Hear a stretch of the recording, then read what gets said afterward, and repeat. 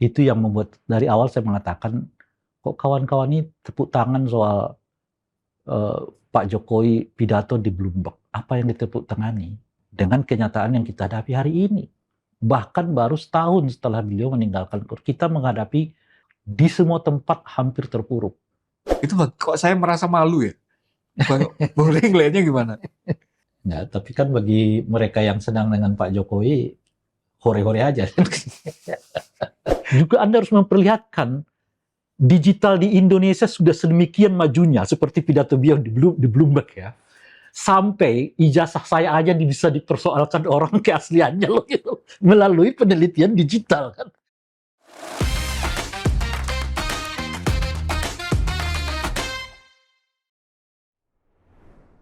Salam Pancasila. Kawan, bertemu lagi dengan saya Winarko Ngantiwani di Ruang Dialektika. Kali ini kami akan membahas lagi tentang Jokowi. Kenapa? Karena Jokowi minggu-minggu ini ramai diberitakan manggung lagi. Karena kali ini tidak tanggung-tanggung di forum internasional, sebuah pertemuan ekonomi bisnis di luar negeri yang kemudian memberi kesempatan kepada Jokowi untuk memberikan pidato itu.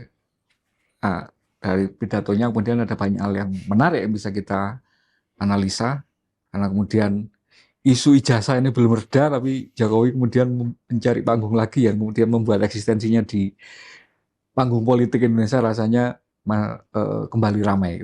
Karena itu untuk membahasnya kita undang lagi di Ruang Dialektika Bung Ray Rangkuti. Salam Pancasila dulu. Salam Pancasila.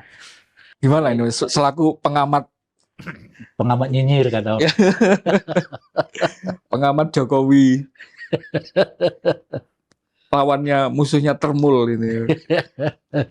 Kalau Bung Ray yang memberi komentar itu nanti pasti para termul ini pada kepanasan gitu. Apa maknanya kemunculan Jokowi ini di acara Bloomberg itu? Iya, pertama tentu menurut saya itulah yang sepatutnya dilakukan oleh Pak Jokowi gitu. Yaitu mencoba keluar dari lingkup dinamika nasionalnya kan. Meskipun lagi-lagi itu sulit. Kenapa sulit gitu? Ya karena dia meninggalkan sesuatu yang membuat dia memang nggak bisa keluar dari dinamika politik Indonesia itu gitu. Ada anaknya yang wakil presiden, ada mantunya yang gubernur, dan ada anaknya yang jadi ketua partai. Nah, sebagai mantan presiden dengan tingkat kepuasan yang katanya 80%, itu bayangannya memang dia sudah menjadi sesuatu yang menarik bagi masyarakat internasional kan gitu. Nah, salah satu langkah yang seperti yang Anda sebutkan tadi, dia udah mulai diundang oleh Bloomberg gitu. Dan saya kira itulah yang memang tempat yang cukup pantas lah ya bagi beliau gitu. Panggungnya gitu. Panggung gitu. Nah, masalahnya ketika beliau ke luar negeri itu, di dalam negeri dia sendiri sibuk dengan urusan dugaan ijazah palsu gitu loh Pak. Dan yang paling membuat saya itu agak agak miris. Kok sampai harus dipersoalkan di polisi gitu. Bagaimana tokoh yang sekarang kalau kita lihat dielu-elukan sebagai tokoh internasional itu, kok menghadapi urusan ijazah, dugaan ijazah palsu, main polisi gitu loh. Artinya apa gitu? Artinya kan sebetulnya nggak perlu lagi dipersoalkan tuh ijazah palsu, apalagi main polisi segala, tuh nggak menghambat karirnya ke dunia internasional. Nggak level ya kira-kira. Iya gitu. Dan kemarin ada juga survei yang menyebut tingkat kepuasan tetap terjaga sekitar 70-80%. Kan nggak ada efeknya. Ngapain harus main polisi?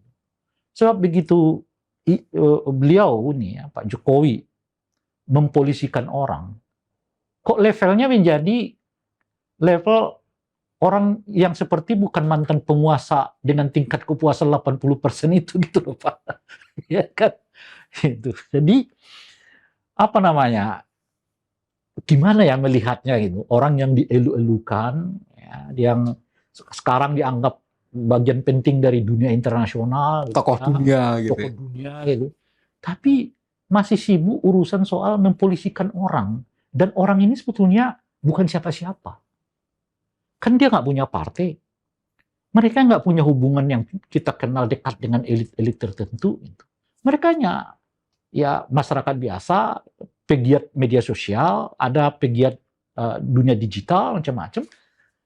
Cuma itu yang menurut saya, mestinya Pak Jokowi udah mengatakan, itu urusan yang disebut dengan pro Jokowi lah, pro inilah, pro itulah gitu loh Pak. Cukup di situ aja levelnya gitu. Yang ngadepin mestinya hanya itu. Jangan pakai polisi-polisian yang gituan, sebab begitu Anda masuk ke polisi, ada bagian penting yang sedang Anda gerus itu. Apa itu gitu?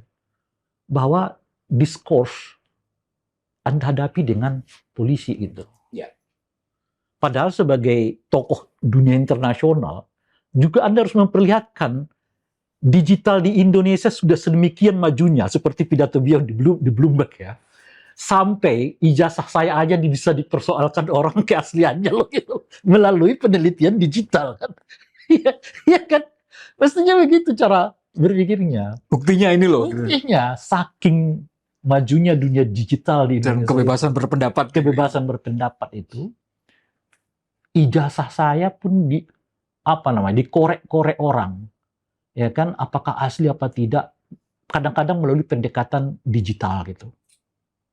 Ada yang menyebut begini, orang menyebut begitu, dan saya membiarkannya karena memang kebebasan itu harus dinikmati. Itulah demokrasi. Iya, gitu ya. itulah pentingnya saya jadi pemimpin di era reformasi, di mana salah satu tonggaknya adalah kebebasan berpendapat, bersuara gitu. Meski kadang-kadang itu katakanlah misalnya kalaupun Pak Jokowi merasa bahwa ada unsur fitnahnya, tapi kan unsur fitnahnya bisa kita jelasin gitu. Tapi unsur yang kayak gini ini harus kita pelihara. Dan oleh karena itulah saya nggak mau mempolisikan yang kayak beginian gitu loh. Itu kan baru kelihatan. Itulah hasil legacy saya kira-kira gitu ya. Itu satu. Yang kedua, memang level Anda udah di sini nih gitu.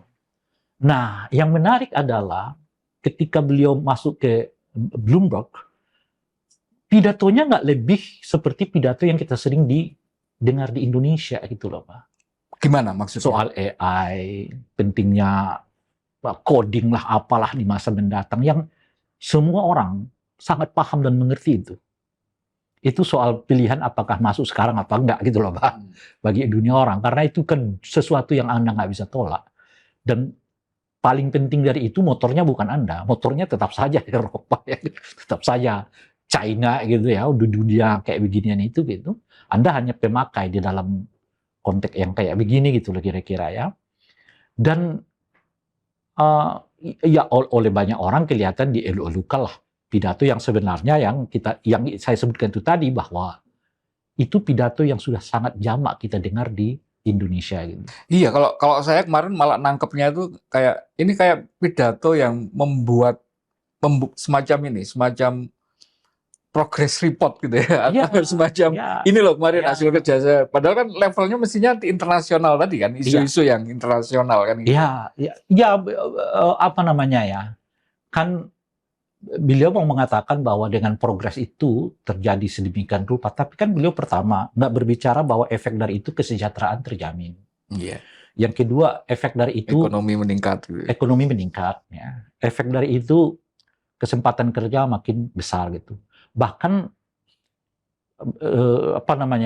di tengah beliau pidato itu kita tahu betul ekonomi kita sedang merosot, rupiah kita sedang merosot, tenaga kerja kita begitu banyak, bahkan PHK di PHK itu, bahkan sampai Menteri Dikti udah kelihatan menyerah ya kan. Itu mahasiswa itu keluar negeri aja deh gitu ya untuk cari kerja gitu ya. Negara memfasilitasi TKI kira-kira gitu ya. Enggak kan rekaman ada tulisan itu saya muatkan di media sosial saya. Di bawahnya itu banyak yang komentar. Salah satu komentar yang menarik saya itu adalah bahwa ya Pak Menteri menyebut fasilitasnya apa gitu loh. Jangan hanya sekedar kami disuruh keluar negeri tapi seperti lepas tangan begitu aja. Diusir gitu ya. Iya. Kalian daripada bikin ribut di sini gitu ya. Padahal Pak Menterinya mau ngomong bagi mereka yang mau ke luar negeri itu kami akan fasilitasi ini. Kan negara kelihatan ada di dalam gitu loh. Padahal kemarin bulan Maret anak muda menyuarakan kabur aja dulu pada dimarahin. Itu dia. Iya, begitu anak muda dulu udah memprediksi nih, yang sekarang baru dirasakan oleh pemerintah, dinyatakan betul nih oleh pemerintah kan. Awalnya mereka ledek, nggak nasionalis lah, hingga inilah, hingga itulah. Lo aja kali yang gelap, gitu kan. Masih ingat gak ada pernyataan.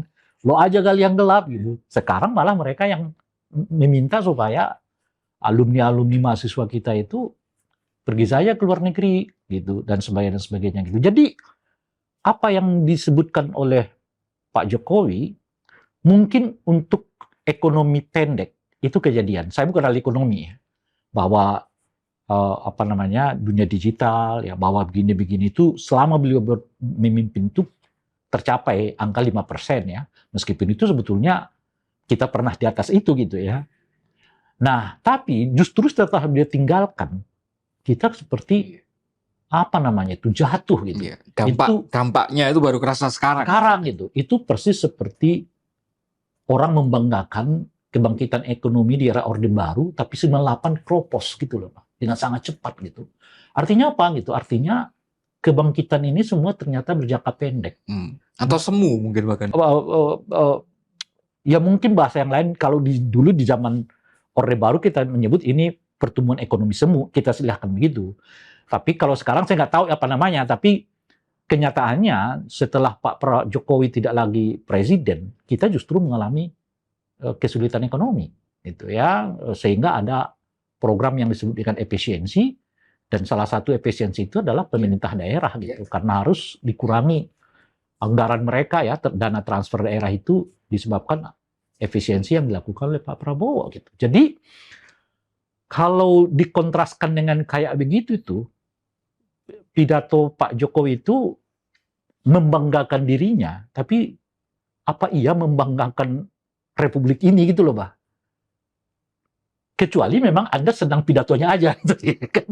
Nggak terlalu peduli kondisi realnya kayak apa gitu ya. Dan saya kira sebagian orang hanya sedang bahwa Pak Jokowi itu pidato di Bloomberg gitu loh, Pak. Sama seperti dulu kita mengalami di era Orde Baru, semua orang senang Presiden Soeharto pidato di PBB soal swasembada pangan gitu ya. Tapi habis pidato kita anjlok lagi, ya kan, impor lagi sampai sekarang, impor lagi dan sebagainya gitu. Jadi apa namanya ya? Jadi lagi-lagi ada apakah kepuasan masyarakat kita ya berdasarkan pada hal-hal yang kayak begitu itu mungkin salah satu pertanyaannya ya.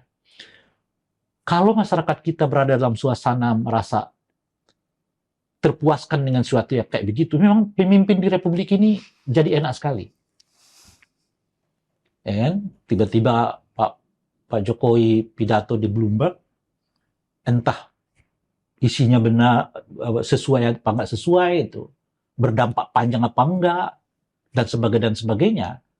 Sebagian orang udah hore-hore dengan pidato itu saja gitu, diterima di Bloomberg aja gitu. Apalagi saat yang bersamaan anaknya di Afrika Selatan itu seolah-olah melegitimasi bahwa anaknya juga punya bobot hanya karena membacakan teks pidato itu gitu loh. Aduh. Ada kebutuhan untuk validasi ke posisi. Nah, kalau kita bicara politiknya, yang kau sebutkan itu benar. Itu yang saya sebut, Pak Jokowi, kan saya udah berulang kali mengatakan, nggak bisa, pilihannya hanya dua, jadi negarawan atau jadi politisi harian kan. Saya udah berulang kali menyebut ini. Pak Jokowi nggak bisa memilih. Kenapa itu? Karena beliau membuat sendiri sesuatu yang memungkinkan beliau nggak bisa milih untuk jadi negarawan. Dan ujung-ujungnya harus menjadi politisi harian gitu loh. Nah, sebagai politisi harian, beliau memiliki semacam pekerjaan lah untuk terus memelihara citra. Yang citra dirinya itu berdampak kepada keluarganya yang sedang meniti karir politik saat ini gitu. Yeah. Sebab keluarga-keluarga yang meniti karir ini nggak memiliki kemampuan seperti dirinya memilikinya gitu. Yeah. Jadi efek elektoral terhadap Gibran, efek elektoral terhadap menantunya dan mungkin juga anaknya. Lebih karena memang kesukaan orang kepada dirinya gitu. Oleh karena itulah beliau harus memupuk terus citra ini gitu. Nah, skala di dalam negeri kelihatan mulai keteteran gitu ya. Kebetulan muncul, entah kebetulan atau tidak saya nggak tahu juga gitu ya. Diundang di Bloomberg, ya harus lewati gitu. Dan pidato lah di sana. Cuman Anda harus ingat, itu pidato tahun 2025. Apakah 2026, 2027, dan khususnya 2028 dan 2009, Pak Prabowo, Pak Jokowi masih diundang oleh Bloomberg. Iya. Jarak dari pidato sekarang ke 2028 itu masih jauh. Apakah ingatan publik dan menggelorakan pidato itu masih mungkin dilakukan selama kurang lebih 3 tahun ke depan gitu? Jadi, nah, itu salah satu bukan hanya sekedar butuh validasi ya, tapi memang karena itu menjadi kebutuhan politiknya keluarganya gitu. Iya. Karena tanpa pol ini, tanpa tiang penyangga ini, legitimasi anak-anaknya ini ambruk semua. Yang saya mau katakan, dalam negeri ini mau ngelakuin apa lagi? Kan mau jadi ketua partai rada-rada tertutup semua kan. Mau menjadi bagian elit dari partai politik elit, rada-rada juga tertutup. Ya kan? Mau dilibatkan dalam putusan-putusan atau katakanlah kongko-kongko elit, susah juga. Seperti yang kemarin misalnya kan, ya ketika Pak Prabowo menghadapi persoalan tanggal 27-30 Agustus. Nggak diundang ya? Nggak diundang.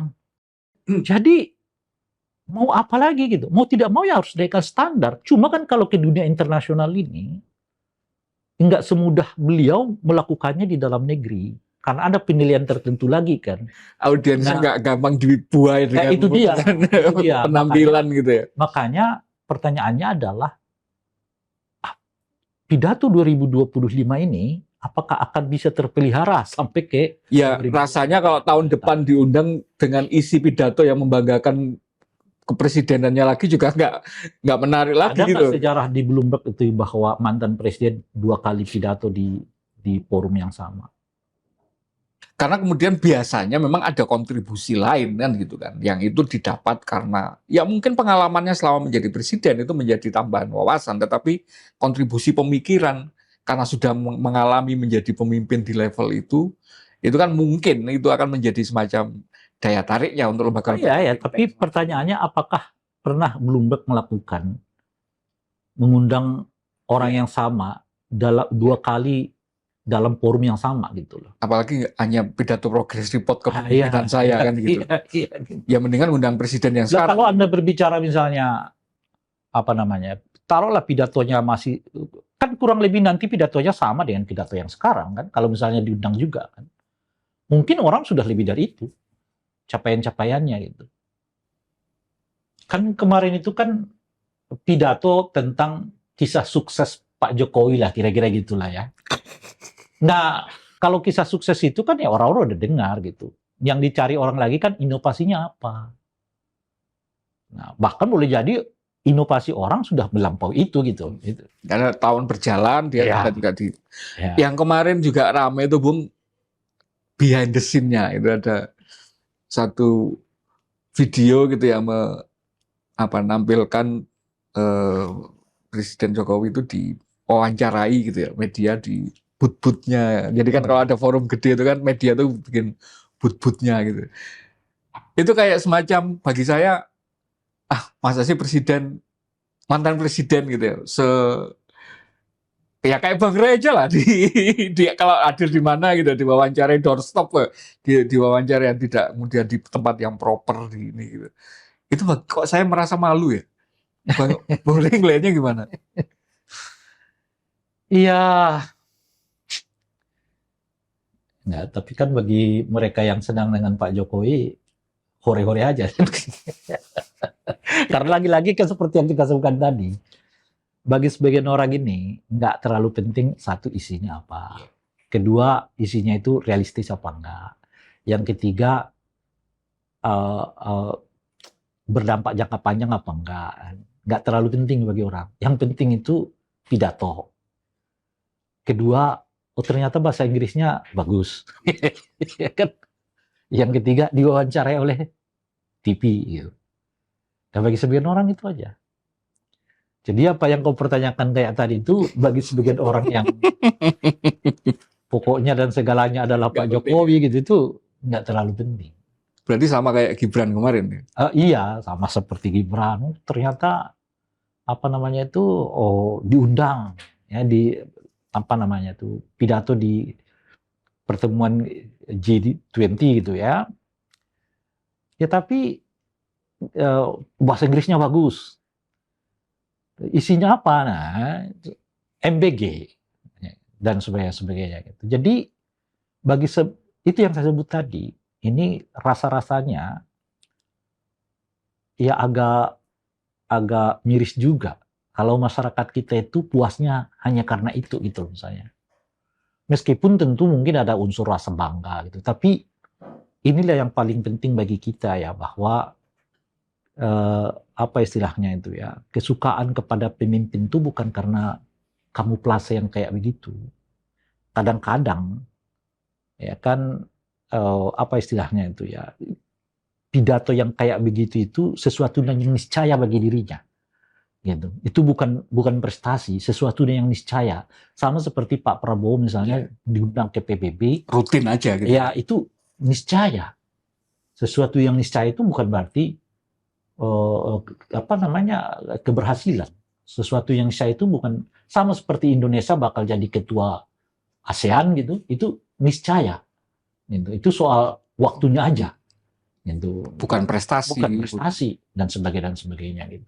Karena kemudian barengan dengan itu kemarin juga rame gimana sih kita itu pernah punya pemimpin itu yang berpidato di forum internasional, isinya menyikapi geopolitik, menyikapi isu-isu keamanan dunia, dinamika yang didapat dari pidatonya Jokowi dan Gibran itu kan nggak ada sama sekali gitu isu.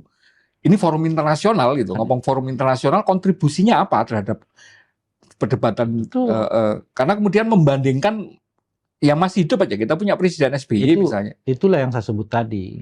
Kalau isi pidatonya begitu, apa mungkin tahun Diundang depan lagi. Lalu orang mungkin boleh jadi udah lebih dari itu menurut saya. Yang dilakukan orang tuh udah lebih dari itu. Gitu. Artinya Bloomberg akan undang lagi kelanjutan dari itu kan. Gitu. Nah kalau hanya di situ saja gitu loh kira-kira tuh.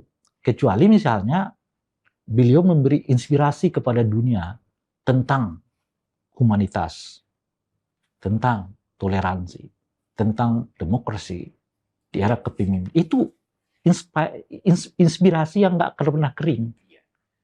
Gitu. Nah, masalahnya jangankan ke luar negeri, di dalam negeri aja kita hampir jarang mendengar Pak Jokowi berpidato tentang itu. Tentang bagaimana menghormati hak asasi manusia, bagaimana menjaga toleransi, bagaimana menjaga demokrasi, bagaimana menjaga kebebasan berpendapat, bagaimana menjaga dan menghindari kepemimpinan yang oligarki dan dinasti. Jarang kita mendengar. Khususnya yang oligarki dan dinasti, malah beliau bagian dari itu. Gitu. Nah, ini tema-tema yang kayak begini nggak pernah. Itu selalu hidup. Karena itulah sebetulnya yang jadi, kalau kita lihat di dunia ini kan, yang menjadi perjuangan panjang dunia ini sejak 2500 tahun dari Yunani kuno. Orang berbicara ya tentang demokrasi, tentang toleransi, tentang ini macam-macam dan sebagainya gitu. Dan Soekarno ketika diundang 46 oleh PBB, dia bicara itu. Bicara tentang demokrasi, tentang kemanusiaan, tentang persatuan, ya. Bicara tentang keadilan sosial yang menginspirasi negara-negara Afrika, ya. Khususnya, ya Anda tahu sendiri bagaimana Nelson Mandela menyebut pidato Prabowo yang membuat dia merasa tegar di penjara itu, dan pidato Bung Karno maksudnya. Oh ya, pidato Bung Karno yang membuat dia merasa tegar di penjara dan membuat negara-negara sebagian di Asia itu juga terinspirasi ya untuk kemudian merebut kemerdekaan dan karena ada isinya memang ya. Karena itu tema yang nggak akan pernah lapuk gitu. Kalau Anda berbicara tentang itu tadi IT, berbicara tentang coding, berbicara hari ini Anda berbicara, besok udah lebih dari itu temuan orang gitu. Udah lebih dari itu. kepakarannya atau yang menguasai bidang itu tuh mungkin Udah lebih bisa dari jadi itu. jauh lebih banyak Udah, bahkan gitu. iya, udah lebih dari itu gitu. Jadi hari ini Anda mengatakan tentang oh, kami membangun startup macam-macam, mungkin orang udah lebih dari itu lagi gitu. Lebih canggih dari itu gitu. Dan sebagainya gitu. Jadi oleh karena itu lagi-lagi saya mengatakan bahwa kalau isinya begitu, kira-kira tahun depan masih nggak diundang oleh Bloomberg itu satu. Kecuali mereka, beliau mungkin atau mungkin temanya tentang bagaimana tetap menjaga demokrasi di era pertumbuhan ekonomi. Bagi orang mungkin itu menarik gitu ya. Karena sekarang ini kecenderungannya ekonomi dulu, demokrasinya tinggalin gitu loh Pak. Nah, orang mungkin mau belajar bagaimana menumbuhkan demokrasi ekonomi secara bersamaan. Nah, kalau itu pengetahuan yang nggak pernah kering gitu. Dihubungkan dengan itu kemudian orang juga mempertanyakan, tadi Bung Rey sudah menyinggung itu, kenapa memperkarakan atau memidanakan orang-orang yang memperkarakan ijazahnya Jokowi, karena yang paling menggelisahkan itu kan hari ini analisa kenapa tingkat kepuasan Jokowi itu masih tinggi itu kan kemudian karena orang mempertanyakan bagaimana proses surveinya, bagaimana proses dan bagaimana kemudian tingkat kepuasan itu dibangun yang kemudian oleh teman-teman katakan misalnya di Dirty Movie itu digambarkan bahwa polisi yang mendukung ini sebagai sebuah kegiatan politik gitu ya, yang kemudian hari ini itu kan masih polisi yang sama yang kemarin itu kemudian menjadi penopang dari kekuasaan dan tingkat kepuasan masyarakat kepada Jokowi. Kemarin dibentuk tim reformasi Polri, Bu. Saya ingin mendapat pandangan tentang tim reformasi Itu tim reformasi sepertiga hati istilah saya. Kenapa? Jadi jangankan setengah apalagi full ya, cuma sepertiga hati. Pertama adalah bagaimana tim ini orang-orangnya kok kebanyakan alumni polisi. Kalau mereka dari dahulu berprestasi membentuk polisi yang bagus, kita nggak sampai ke situasi yang seperti sekarang. Loh kok tiba-tiba orang-orang itu juga. Yang kedua, ada namanya Kapolri di dalam tim itu. Loh puncak dari persoalan ini di tangan Kapolri yang sekarang. Kok menjadi tim? Menjadi tim, bagian dari tim reformasi. Yang kedua, beliau sendiri sudah membentuk tim percepatan reformasi di dalam internal polisi sendiri.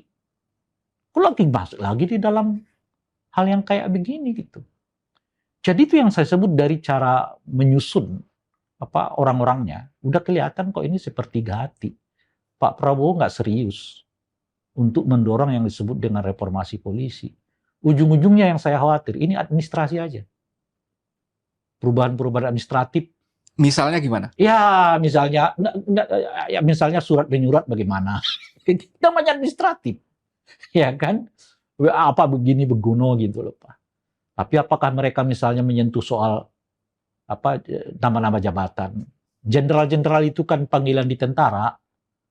Itu disentuh nggak sama tim reformasi gitu ya. Nah yang kedua, paling penting bagi saya itu adalah ya diganti dulu Kapolrinya yang sekarang. Bagaimana beliau mendesakkan reformasi di tangan beliau polisinya out-outan seperti yang sekarang itu. Dan beliau adalah Kapolri yang paling lama, 4 tahun. Jadi selama 4 tahun itu apa yang beliau lakukan sehingga polisi sekarang menjadi bagian dari kecaman publik.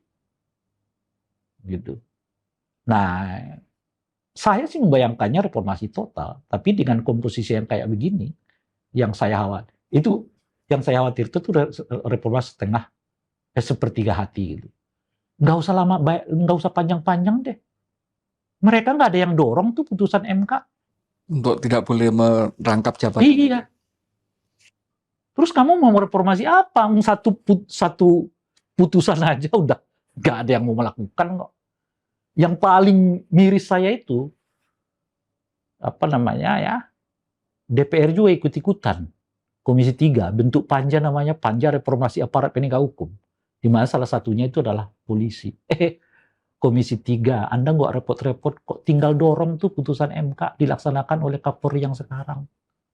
Sudah dikasih senjata gitu ya sama MK ya.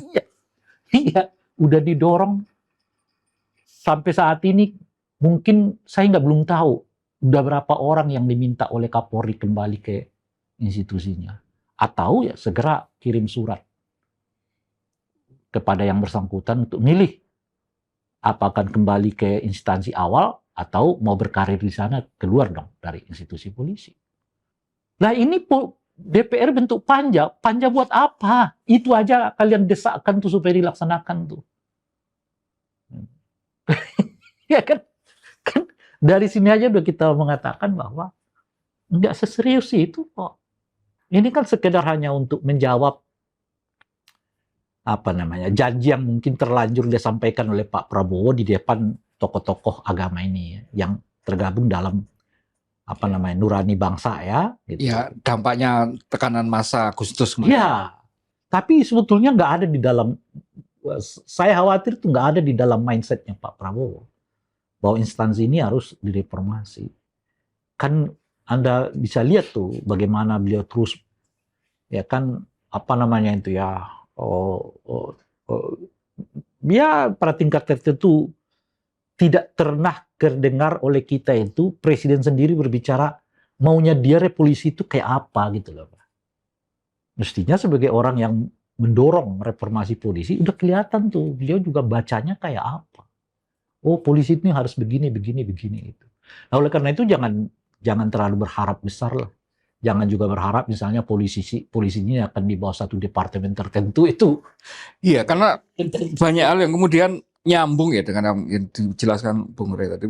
Pertama, Jokowi itu mempidanakan itu kan karena kemudian merasa bahwa polisinya itu, jadi banyak pihak yang menganggap ya polisinya memfasilitasi itu. Institusi kepolisian hari ini itu memfasilitasi mantan presiden yang memberi atau melakukan tindakan mempidanakan warga negara. Beda dengan katakanlah zamannya SBY dulu misalnya. Tidak ada yang kesan yang seperti itu gitu. Jadi polisi benar-benar menjadi kayak semacam alatnya di situ. Terus yang berikutnya yang kemudian juga menjadi banyak pertanyaan.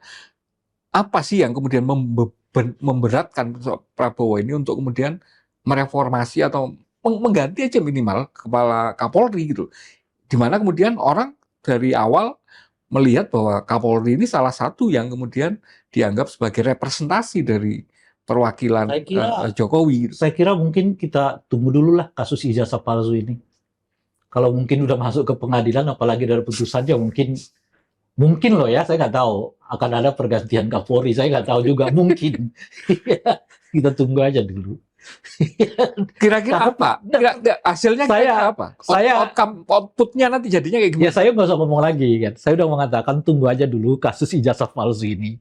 Mungkin nanti kalau udah masuk ke pengadilan boleh jadi ada pergantian Kapolri kan. Anda tafsirkan kemana-mana lah ya kan. Ya itu juga menjadi pertanyaan. Nanti ujungnya apa? Akan dipidanakan atau rekonsiliasi? Masih ada kemarin pertanyaan apa? Ada statement seperti itu dari kalau relawannya Jokowi. Kalau misalnya berdamai lah ya kan, ya tentu Roy Suryo yang dianggap mengada-ada. Jadi kalau udah begini ini memang tidak ada caranya kecuali harus dibuktikan di pengadilan, gitu. Dengan kemungkinan ya pengadilan menerima argumen-argumen Roy Suryo dan kawan-kawan atau menolaknya itu aja. Tapi kalau mereka berdamai sulit. Itu artinya Roy Suryo dan kawan-kawan yang akan dikecam oleh publik gitu loh, Pak.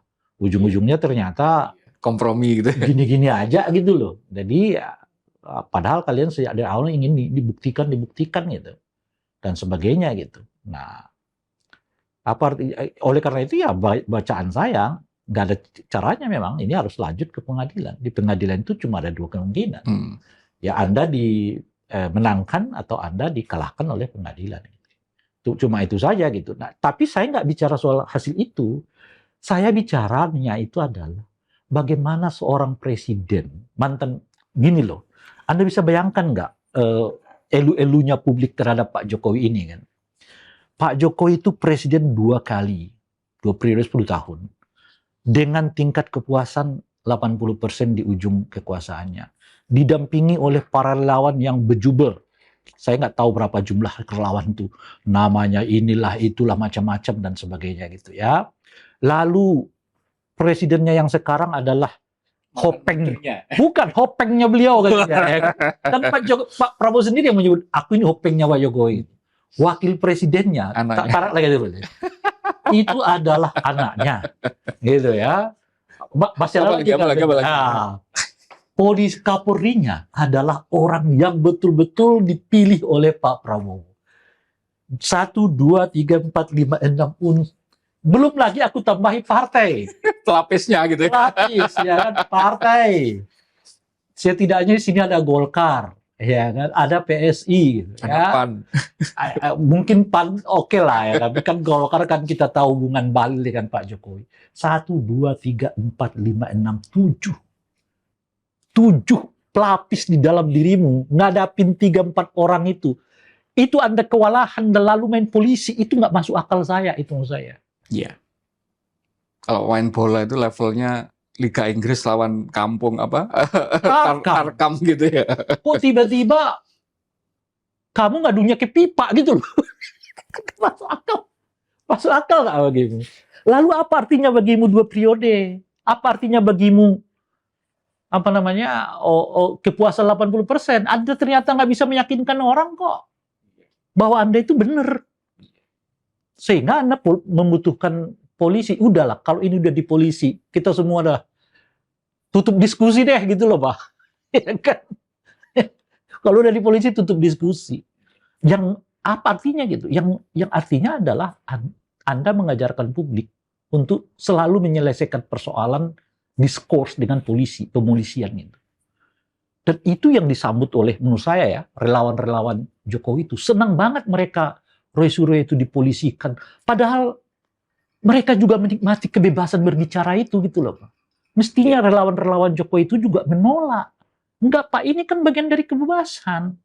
Ini mereka menikmati orang, kalau mereka menikmati orang untuk dipolisikan, ngapain juga mereka mau berdebat-debat di luar? Ngapain mereka mau seolah-olah membela bahwa ijazah Pak Jokowi itu benar? Sudah. Itu poin. Itu pertanyaan ini loh menurut saya ya. Anda kan menikmati kebebasan ini, lalu ketika orang lain kena. Anda justru menghore-horekannya gitu. Kenapa Anda menghore-horekannya? Karena pada level tertentu, begitu persoalannya muncul ke Anda nggak bisa disentuh. Yeah. Anda tahu kan, salah satu orang yang sudah divonis hakim sampai sekarang nggak pernah masuk ke penjara tuh. Jadi nggak sebanding. Gitu. Orang ini jangankan belum divonis hakim aja udah kena vonis loh. Secara politik dan juga secara sosial gitu kan. Udah disebut inilah itu, dan sementara ada dari kelompok ini yang dekat dengan Pak Jokowi sudah divonis hakim, udah inkrah. Tinggal eksekusi. Nggak dieksekusi, belum dieksekusi sampai sekarang. Sudah jalan hampir 6 tahun. Alasannya nggak ketemu. Macam-macam alasan dan sebagainya. Jadi dalam kondisi yang kayak nggak setara kayak begitu tuh, loh kok tiba-tiba Anda merayakannya gitu. Mestinya kalau Anda bisa berkuar-kuar menikmati kebebasan ini, itu dulu yang Anda jaga. Iya. Ya kan, kita di forum, ini kalau misalnya kita berhadapan dengan, saya mohon maaf dulu ya, nanti kalau pernyataan saya yang mohon maaf jangan dipolisi-polisikan loh, sebab kalau Anda polisikan nih beda dengan saya polisikan Anda, kan kira-kira gitu tuh, udah beda perlakuannya gitu. Nah, kalau Anda tadi menyebut survei-survei itu tadi, lalu survei itu kenyataan sosialnya gimana sih? Kalau tingkat kepuasan, mengapa 80% ini nggak bisa diyakinkan? Nah, saya mau tanya Anda dulu. Tingkat kepuasan 80%, mengapa orang yang puas kepada Pak Jokowi nggak bisa diyakinkan bahwa ijazah itu adalah asli gitu? Kalau jawaban Anda membutuhkan polisi untuk menyelesaikannya. Jawaban saya agak menyimpang kalau itu, tapi nanti nggak menarik karena saya nanti akan disemprit. Hostnya kok berpendapat gitu. Lah kan saya nanya. Tahu sendiri masalahnya gimana. Kalau saya sih ngelihatnya karena kemudian memang ada kebutuhan untuk memperlama panggung itu. memperlama dan membuat panggung Saya itu malah menjadi membaca sebaliknya. Dengan dipolisikan itu, justru semakin banyak orang yang mulai lebih tertarik lagi. Itu satu. Karena orang melihat nggak elegan nih cara menyelesaikannya gitu. Kok main polisi? Ya kan? Itu kan sama seperti orang dewasa ngelawan orang kecil terpojok lalu dia panggil orang tuanya gitu loh Pak. Pak, saya diginiin gitu kan. Orang jadi itu satu. Nah, eh, yang kedua di persidangan KIP itu makin menarik juga iya, tuh. iya. Yang mengundang KPU sama UGM itu ya. KPU ya kan. Udah dimusnahkan, belum dimusnahkan ya kan. BM-nya juga begitu dan sebagainya gitu. Jadi makin menambah orang apa sebetulnya yang terjadi dengan ijazah itu gitu. Iya kan? Nah, saya malah mengatakan begini, justru karena makin terpojok. Istilah saya begini. Karena argumen ini yang berapa lapis tadi 1 2 3 4 5 6 7 8 ini makin sedikit. Sementara yang sana argumennya makin banyak. Dan publik semakin banyak mendukung. Nah, iya, dan diperbanyak lagi oleh peristiwa apa KIP. namanya di KIP itu. Jadi argumen di sana makin luas, argumen di sini makin menyempit, itu aja gitu. Dan oleh karena itu justru orang di stop. Iya. Cara stopnya bawa ke polisi gitu. Kemarin itu sampai jadi olok-olok di sidang DPR itu kan. Partai Demokrat kan berani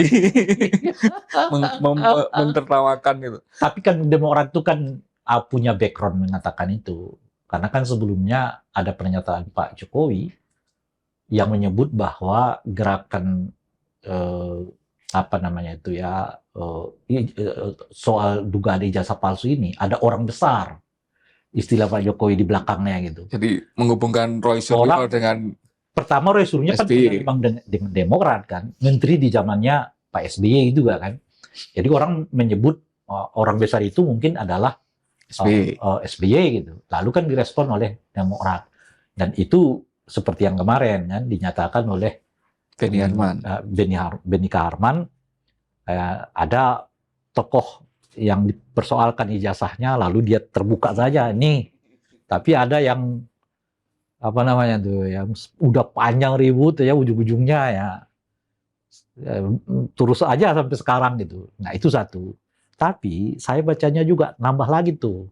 Jadi bukan persoalan background itu, tapi juga ke depan tuh. Ini menunjukkan memang ada semacam persaingan orang-orang Demokrat dengan keluarga Pak Jokowi. Dalam konteks apa? 2009. Apa? Wapres. Jadi Demokrat mungkin ya sedang merancang AHY jadi calon presiden, wakil presiden dengan Pak Prabowo. Sementara saingannya adalah kemungkinan besar adalah Gibran. Dan itu yang kemudian menurut saya Agustus kemarin itu menjadi miss opportunity karena kemudian perubahan-perubahan yang didesakkan itu kan gara-gara landai ini menjadi tidak ada urgensinya gitu. Karena kemudian kemarin RUU KUHP sudah diterapkan, bro. Dan di situ kemudian banyak sekali hal-hal yang sebenarnya mengancam kebebasan masyarakat itu. Dan lagi-lagi menjadi kewenangan polisi di situ yang sangat-sangat dominan. Nah, itu yang saya sebut. Saya Anda menyebut tadi soal undang-undang KUHP ya. Bagaimana kita mau mengatakan bahwa polisi ini direformasi, sementara saat yang bersamaan di KUHP posisi mereka makin diperkuat. Diberi kewenangan untuk menangkap tanpa pengadilan, menyadap, merampas. Penyelidikan dan penyidikan itu hampir loh ya, wilayah otonomnya itu di polisi. Jadi bahkan boleh jadi kejaksaan kehilangan perannya gitu loh, dengan kuatnya posisi polisi kita. Lalu di tengah-tengah itu Anda masih berharap akan ada reformasi polisi. Di sininya itu yang saya sebut, ini administratif aja nanti akan diperbaiki. Nggak ada yang sangat-sangat prinsipal. Sebab kalau Anda perbaiki di sini pun, di sini diperluas kok kewenangannya. Gitu. Jadi, boleh nggak dikatakan bahwa agenda Agustus kemarin itu sudah dalam tanda petik gagal, gitu, misalkan perubahan? Iya. Kita akan mengulangi hal-hal yang sama. Mungkin ini perlu diingatkan kepada Pak Prabowo. Kalau begini ini, jangan heran di masa mungkin ya saya nggak tahu bisa 2 tahun 3 tahun setelah ini situasi seperti Agustus itu muncul lagi. Karena kemarin aja misalnya salah satu anggota dewan yang kemudian memicu kemarahan publik itu yang katanya memang dinonaktifkan pasca Agustus itu ternyata kan kembali lagi gitu. Ya, saya menyebut ini bukan hanya DPR ya, elit-elitnya kembali ke setelan awal. Setelan yang seolah-olah mereka pemilik tunggal. Ini yang saya sebut sebagai kita sedang menuju negara kekuasaan gitu. Iya. Nah, negara kekuasaan itu ditandai ya, ini istilah saya aja ya, dengan 3 atau 4 ciri. Pertama adalah munculnya kultur pejabatisme. Nah, pejabatisme itu memandang bahwa pejabat itu mulia semua gitu loh, maka orang seperti Soeharto aja bisa jadi pahlawan karena dia mantan pejabat gitu. Tapi kan kalau you atau siapapun yang begini-begini nggak akan pernah menjadi pahlawan gitu loh kira-kira ya. Nah itu salah satu kultur pejabatisme itu. Dan kultur pejabatisme itu yang lainnya misalnya itu kultur loh ya. Jadi itu bukan di elitnya saja, di masyarakatnya juga terjadi. Kalau Anda nikahan atau anak kita undangan itu nilai dihadiri pejabat dengan tidak dihadiri pejabat itu beda. Mahasiswa kalau mau diskusi jadwal bupati kapan, jadwal gubernur kapan tuh ditunggu dulu tuh. Dan kalau udah datang kalimat yang pertama setelah salam yang terhormat Bapak Bupati, Bapak Gubernur, kultur pejabatisme. Makanya standar pejabat di Indonesia itu rendah karena jabatan itu sendiri sudah membuat mereka mulia gitu loh. Jabatan itu sendiri belum tentu kerjanya gitu. Makanya nggak ada pejabat gagal di Indonesia. Semua pejabat sukses. Gitu. Karena ya jabatan itu sendiri itu udah sukses mereka gitu loh, Pak. Validasi keberhasilannya jadi pejabat itu.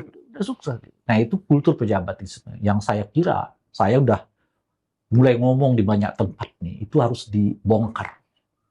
Jadi pejabat itu dihormati kalau ia berhasil, kalau ia bisa membuktikannya. Kalau ia cuma datang lenggak-lenggok ya udahlah, lu tempatin di belakang sana gitu kira-kira. Itu satu. Nah yang kedua adalah negara penguasa itu, pemerintahnya sendiri menganggap satu-satunya otoritas yang benar itu dirinya. Iya. Itu kita kelihatan sekarang lah ya kan. Nah yang ketiga cenderung untuk mematikan oposisi. Alias kalau dibuat dalam kerangka yang lebih jauh sebetulnya perbedaan. Cenderung anti terhadap kritik lah secara umum gitu ya. Nah yang keempat, nah ini yang berhubungan itu tadi. Yaitu memperkuat militer dan posisi. Nah disitulah kelihatan KUHP itu terjadi. Yeah. Nah dengan ciri-ciri yang saya sebut tadi, kita sedang menuju ke arah republik penguasa istilah saya, yang selangkah lagi menuju ke arah negara otoritarian itu. Dan itu sudah diingatkan SBY pidato di Demokrat saat itu. Betul. Nah cuma masalahnya apakah itu ditindaklanjuti Demokratnya sendiri? Kan masih dapat kursi jabatan. Kalau amanat pembinanya tidak kompatibel dengan kebutuhan menjadi menteri ini ya. Apakah mereka keras bersuara soal perluasan kewenangan pelibatan TNI di ranah sipil? Apakah mereka keras sekarang berbicara soal revisi undang-undang kepolisian? Enggak, kalau untuk menutup ini ya, saya mencoba mengajak ingatan publik untuk kemudian membandingkan rekam jejak dua mantan presiden ini, SBY dan Jokowi. Jokowi itu salah satu pidato yang tersimpan di publik, bukan pidato, salah satu komentar almarhum Bang Rizal Ramli yang tersimpan di publik itu ketika mau komentari bahwa Jokowi ini adalah orang yang paling menikmati reformasi tanpa berkeringat kan gitu. Betul. Tapi SBY yang justru orang militer yang kemudian menjadi salah satu sasaran reformasi tahun 98 itu justru memperlihatkan dan menunjukkan, membuktikan bahwa menjaga benar ciri-ciri seorang pemimpin yang demokratis dan menjaga suasana yang demokratis itu. Dan ketika hari ini selesai menjabat dua-duanya, itu kan yang kelihatan benar memang akhirnya menunjukkan bahwa orang yang mewarisi semangat reformasi ya SBY yang seorang militer. Pertanyaannya kemudian bagaimana kemudian kita berharap legasi Jokowi ini tidak semakin merusak katakanlah warisan dari reformasi yang memang sudah semakin runtuh ini. Aduh, pertanyaanmu ini berat sekali ya. Ya harus yang terakhir harus yang berat, Bung. Iya, itu yang membuat dari awal saya mengatakan kok kawan-kawan ini tepuk tangan soal Pak Jokowi pidato di Bloomberg. Apa yang ditepuk tangani? Gitu. Dengan kenyataan yang kita hadapi hari ini. Bahkan baru setahun setelah beliau meninggalkan, kita menghadapi di semua tempat hampir terpuruk. Di ekonomi kita terpuruk, di demokrasi kita terpuruk. Ya. Di etika pejabat negara kita terpuruk. Polisi nyebar di mana-mana, itu kan soal etik. Ketua KPK adalah polisi aktif, itu etika jabatan yang dilanggar. Dulu sama sekali nggak kepikiran. Itu dia. Coba Anda bayangkan ya, hampir semua institusi kita sekarang ini mendapat kritikan publik. MA jebol, MK dulu jebol, DPR lo jangan tanya lagi, polisi lo jangan tanya lagi. Apa di Republik KPK lo jangan tanya lagi. Ini kan ada kasus terakhir itu soal Ibu Ira ya, yang dipertanyakan Direktur, orang. SDP. Iya, SDP dipertanyakan orang dan sebagainya, jebol. Lalu apa yang mau kita banggakan? Saya berulang kali mengatakan Republik ini dibangun tidak untuk sekedar membuat kita kenyang perut, tapi juga kenyang hati dan pikiran. Bahaya kalau Republik ini hanya ingin mengenyangkan perut tapi melupakan pikiran dan otak itu. Saya berkali-kali tanyakan kepada mahasiswa itu, apa yang kalian ingat dari lagu Indonesia Raya? Dan memang umumnya tentang heroisme. Hiduplah, merdeka. Mereka lupa bagian penting dari lagu Indonesia Raya itu, bangunlah jiwanya, bangunlah raganya. Dan jiwanya dulu ya urutannya. Jiwa dulu. Bagaimana membentuk karakter orang Indonesia dulu. Baru penuhi kebutuhan apa namanya itu. Bung ya, kalau Anda lihat Iran hari ini diembargo puluhan tahun oleh dunia. Ya. Dia bisa survive, dia nggak mengimis kemana-mana. Kenapa bisa begitu? Karena karakter. Mentalnya udah terbentuk. Dia menghadapi sendirian. Karakter, Bung. Gitu. Nah, itulah yang diingatkan oleh apa namanya ya, oleh para pendiri bangsa. Indonesia itu dibentuk oleh dua hal paling penting dan ditempatkan di urutan pertama dari Pancasila. Satu, orang memiliki karakter tentang ketuhanan, mereka meyakini bahwa mereka adalah ciptaan. Dan yang kedua, mereka harus memiliki toleransi kemanusiaan. Makanya sila ketuhanan dan kemanusiaan adalah sila pertama dan kedua. Itu karakter. Dan ini menurut saya yang dilupakan oleh pembangunan Pak Jokowi yang kita alami hari ini, Pak. Instansi-instansi negara kita merosot. Saya sudah menyebut tadi itu. Syukurlah sekarang ya, kita mulai melihat ada kecerahan di Mahkamah Konstitusi. Mereka evaluasi diri mungkin ya, mendapat kritik begitu keras pasca putusan 90 tahun 2024 yang lalu gitu. Lalu mereka cepat recovery dan sekarang kita lihat putusan mereka begitu progresif dan sebagainya. Minimal lah satu ini masih kita punya, saya sih masih percaya demokrasi ini kita jaga. Tapi kalau betul-betul semua hanyut, jangan. Ya memang gitu. nggak mau kita harus memberi apresiasi karena beberapa kali kan ya. MK itu memberi nafas soal Agustus tahun lalu yang kemudian ada ruang untuk anaknya untuk maju sebagai pilkada kepala daerah itu kan sini kan sama MK. Ya intinya setelah 90 itu mereka mendapatkan kritikan keras, mereka berubah. Iya. Tapi sayangnya tidak menular ke yang lain-lain gitu ya. Polisi kita setidaknya setelah mereka mendapatkan kritik keras di Agustus kemarin, sejak apa mereka mau berubah? DPR kita itu yang saya sebut tadi. Kok ini mulai kembali ke setelan awal? Yang saya paling menyesalkan itu setelan awal yang justru ditinggalkan oleh Jokowi, yang sudah konstelasi yang sudah diajak-ajak ketika partai itu tidak mempunyai independensi di parlemen gitu. Nah, suara itu kan kemudian tidak mencerminkan lagi suara rakyat gitu. Betul. Nah itu karakter yang saya sebut tadi, etika jabatan tuh. Anda bisa bayangkan ada ketua partai yang calon presiden, wakil presiden, yang teriakannya adalah perubahan, seminggu 2 minggu setelah KPU memutuskan yang menang adalah kelanjutan, dia nyebrang. Dan tidak ada yang gelisah dengan itu ya. Hanya dengan satu kalimat, kita perlu membangun bangsa ini sama-sama. Emang kalau Anda di sini nggak membangun? Ya, kalau di sini membangunnya nggak dapat amunisi, Bung. Kalau di sini kan membangunnya ada amunisi.